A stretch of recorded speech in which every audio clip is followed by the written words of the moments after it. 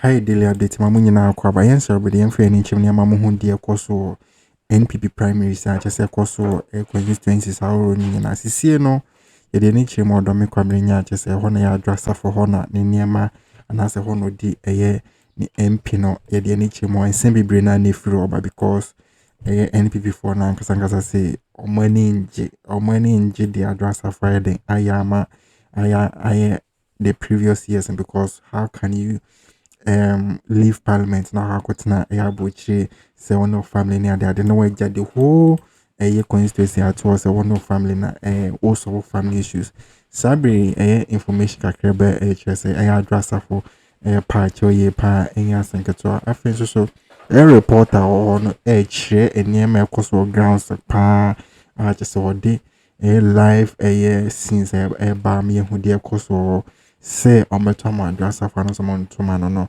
yanko ni nkuti sema ye reporter anase or the etudia. This is your election command center broadcast where we put the spotlight on everything elections here in Ghana. Our premiere episode is focusing on the upcoming primaries of the governing New Patriotic Party, and perhaps now we can delve into the hotspots, areas where we expect it to be nothing but pure fireworks. And in the Greater Accra region, perhaps we start with Dome Kwabenya. 3 individuals in that race, but 2 names stick out: Michael Quay Jr., Ambassador Michael Quay Jr., and then the incumbent Adwoa Safo. It's been simmering all throughout, but now it looks like a decision will have to be made by the delegates. Absolutely, it's your stereotypical 2-horse race, right? And because of the fact that this is a rematch of what happened in 2020. In 2020, the Speaker of Parliament then himself, Michael Quay Sr., who has been MP for that constituency, actually got into the fray, was cold calling delegates to vote for his son, Michael Quay Jr. Yeah.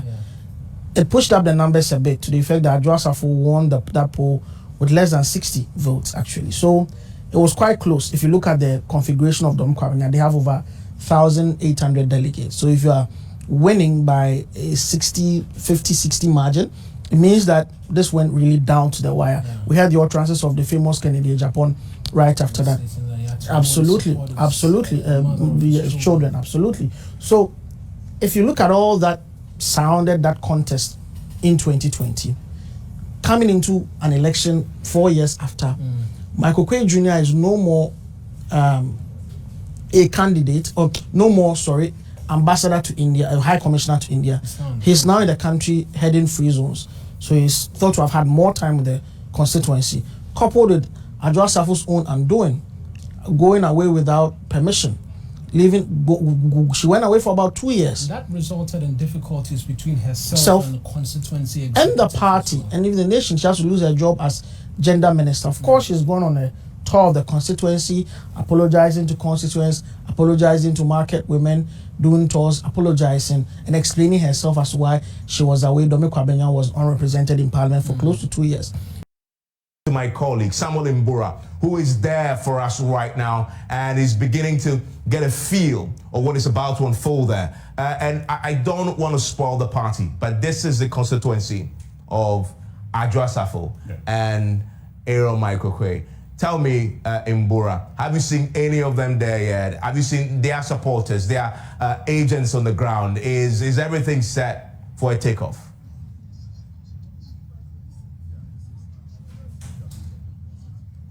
Well, Evans, I'm reaching live from the Dome Kwabenya, the Atomic School Park, just directly opposite the Divisional Police Command. I must say, when I arrived here, the first candidate I saw is the 3rd person joining the race. We know lawyer Sheila Doma from the office of the First Lady is already seated here with some of the delegates. But I have not seen Adwoa Safo here yet. I have not seen Michael Quay Jr. here. But I've spoken to their camps, and then they should be heading to this center pretty shortly. But I must say that security is really tight over here at the center. Right behind me, we have enough men ensuring that there is order at this particular center. So we don't know the exact men here though, but what the commander tells me is that they have enough men on standby. In case of any issue, they'll deploy them to restore calm. The EC officials are also ready. You know, by 7 a.m. Unfortunately, that's not the situation. they are yet to start. But they have actually divided the voting centers into two in this particular area. That's voting center A and B, and they are having about 1,700 delegates coming to cast their ballot. So right behind me, they have about 3 queues that the police is actually controlling to go and then cast their ballots. So taking into consideration, this is actually a crucial constituency for the NPP. Looking at the electoral numbers, I mean, they constitute the highest in terms of the voters population in Ghana, over 170,000 voters. So you realize that all eyes are on this particular constituency. I've seen so many big wigs of the NPP coming around, and I've seen the flyers, and I've seen the pictures of all aspirants on the main road from the Atomic area heading towards the Dome areas there. So it's quite the situation or the atmosphere here is not tensed yet. It is gradually heating up, and right behind me you can see how the delegates are anxiously waiting to cast their ballots over there. So Evans, I must say that so far it has been calm. Just that the delegates had to wait for a longer time before starting the voting process. We don't know what exactly has actually led to the delay, but I will engage the constituency secretary, Theophilus Ansalabi, pretty shortly what he makes of the situation. But in an earlier conversation I had with him, he was quite optimistic that the elections will be conducted transparently. Good morning. Thank you for joining us on the election headquarters on the Joy News channel and all our channels across the country. What do you make of the exercise process? You were supposed to start at exactly 7 o'clock, but that wasn't the case. Why? It got delayed by, I think, 10 to 15 minutes. Reason being, this is an open space. We didn't get a storage facility for some of the resources we're going to use, especially the tables and chairs. We have to keep them somewhere, but the storekeeper was a bit late. It's about 10-15 minutes late, so that's about it. But I don't think it will have so much effect on the election process. So in total, you have about 1,700 delegates. What's the exact number? The total is 1,840 plus 1 member of parliament, so it's going to be 1,841 people we are expecting to vote here, and they will not all be. Some demised, very few demised and all that. So the numbers will be a little bit less than what is in the album. But if we know how crucial this seat is for you, the NPP. Like we all know, this is the populous constituency in the whole country. How are you going to ensure that the election is conducted free and fairly? So at the end, there will not be cracks. We have put several measures in place. The elections committee that I am a member and a secretary to, we have met with the candidates.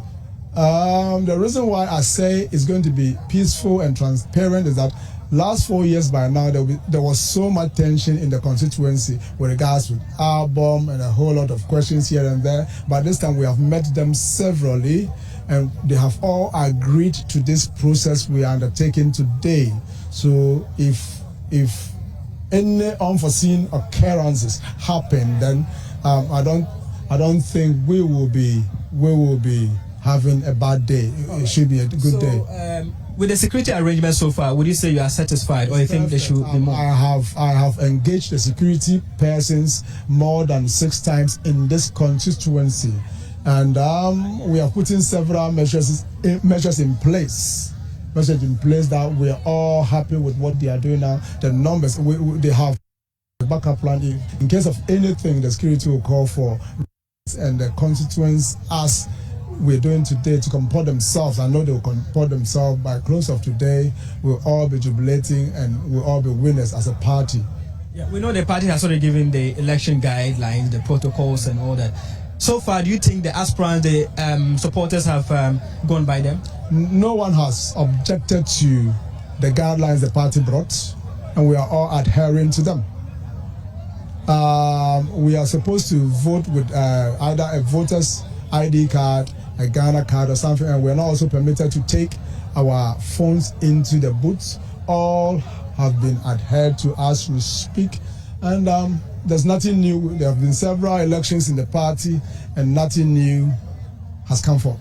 All right, so Evans, that's Theophilus and Salabi talking to the Constituency Secretary. But right in my shot is Sheila Adoma, the third candidate in this particular race. Earlier I engaged her, but she wouldn't want to share. But let me just try again and see if she could talk to us briefly. Madam, good morning. Thanks. You're live on the Joy News channel. Any word? All right, Sheila wouldn't want to talk to us now, but we are still here monitoring the event. Like I said, all is set. They have started the voting process. Security is very tight, and the party is expecting that at the end of the day, they will have a free, fair, and transparent election. So I'll hand it over back to you, Evans, in the studio. As and when there are updates, we'll definitely give you a live feed. And Mbura, don't go just yet. I mean, as you know, this particular constituency is, for me, the constituency to watch across the country. And you can see how enthusiastic the delegates are queuing to vote very early, just gone past 7:30. So polling has been going on now for 33 minutes. And we've seen across the country already that it's been quite a struggle to get the process underway. But there is no lack of enthusiasm there. The Electoral Commission is set up and is going on as planned. Sarah Safo obviously has made this particular constituency one of the very controversial ones. He's been begging the delegates. For you know to boss 18 semi free Dome Kwabenya chese enema koso ne huye pa huye because almost so faces some challenges or interview na report an interview some of the people or more challenges or the almost from after that you be say what na wakwa Dome Kwabenya wa chekakra oko no feeling or chese because you see yenya another aspirant such as free first lady officer babeka Adwoa Safo and Mark Okwe nebano is some 3 aspirants no say okoye no her feeling to saying who is a man first number 2 Adwoa Safo the far pouch mo pana no number na say almost someone sana yan kunin go tin some de to dwan ida some 2 Adwoa Safo and some someone sana no Uti grounds no then a man for neka yanko ninkuti in some of the can. You in Bura spend time in that constituency, right? Trying to pick up a sense of what will happen, but also how the delegates were reacting to all that unfolded with Sarah Safo's decision to stay in the US while the party needed her here to prosecute government agenda in the House. And there's a sense that Michael Kwe himself is trying to exploit that. I mean, before today, what did you pick up in terms of the dynamics as far as Sarah Safo is concerned and Michael Kwe Jr.? We'll come to the contest and their historical battles over the period. That also gives you a sense of what may happen today. But you got the real sense on the ground. Give us a feel of that.